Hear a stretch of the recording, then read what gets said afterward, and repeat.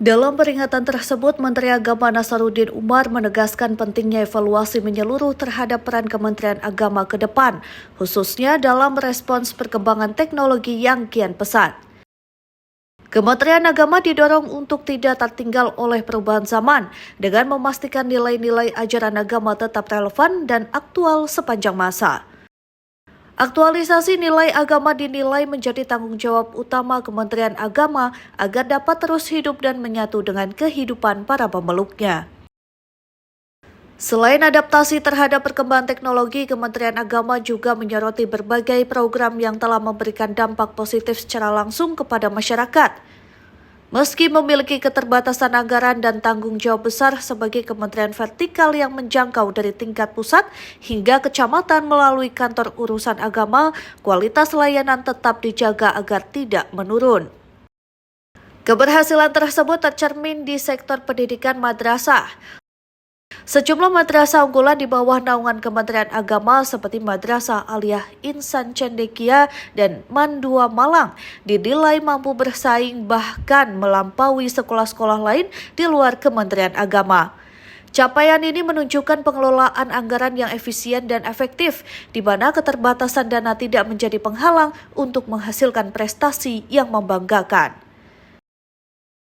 Mengantisipasi perkembangan zaman yang serba teknologi canggih, ya, Kementerian Agama tidak boleh ketinggalan zaman.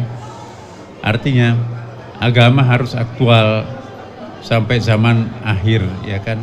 Tidak boleh agama itu ketinggalan zaman dalam berpenampilan, dan ini tanggung jawabnya Kementerian Agama bagaimana mengaktualkan nilai-nilai ajaran agama terapung bersama pemeluknya sepanjang masa.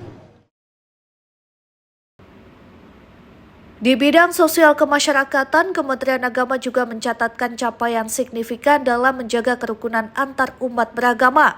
Berdasarkan indeks yang dirilis Badan Pusat Statistik atau BPS, tingkat kerukunan umat beragama berada pada posisi tertinggi.